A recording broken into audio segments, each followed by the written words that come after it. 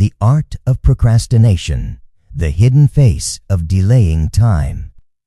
Throughout history, humankind has longed to control time, yet has never fully escaped the urge to postpone it.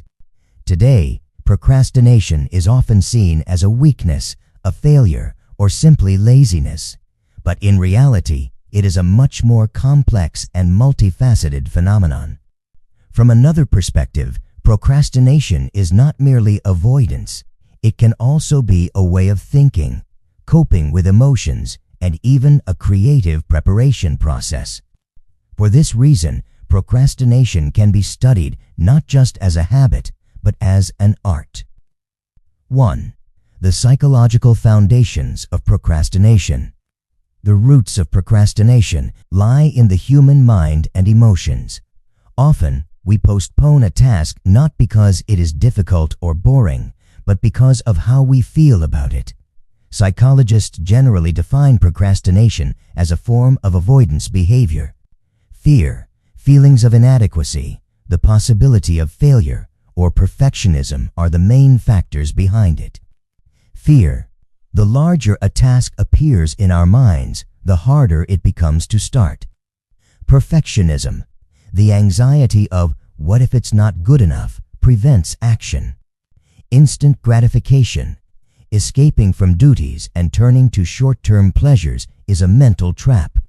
In such cases, procrastination gives us temporary relief, but in the long run, it brings anxiety, regret, and wasted time. 2. The cultural and historical dimension of procrastination. Procrastination is not merely an individual problem. Throughout history, people have postponed major decisions, wars, inventions, and even works of writing. For example, many of Leonardo da Vinci's works remained unfinished for years. For him, procrastination was part of the creative process. In Eastern philosophies, waiting for the right time is considered a virtue, whereas in Western culture, wasting time is often seen as a flaw. Thus, procrastination is a behavior shaped by cultural perceptions. 3. The two faces of procrastination. To see procrastination purely negative is to understand it one-dimensionally. In truth, it has both harmful and beneficial aspects. Negative sides: loss of time and missed opportunities, increased stress and anxiety, damaged self-confidence, living under constant pressure of deadlines.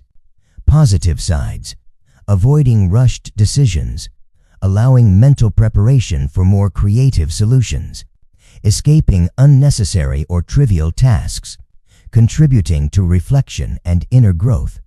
Therefore, when managed properly, procrastination can sometimes turn into a creativity strategy.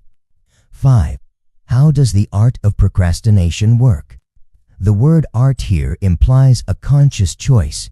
In other words, rather than uncontrolled laziness, it is possible to delay time deliberately, postpone tasks in a planned way, and benefit from the advantages of waiting. Selective procrastination. Postponing not everything, but only the unnecessary. Maturing with time. Creating a deliberate waiting period before making decisions. Creative procrastination. Allowing ideas to brew in the mind. Steve Jobs, for instance, often delayed decisions in meetings to allow for deeper discussion of ideas. Similarly, many writers have strengthened their works by deliberately letting them sit.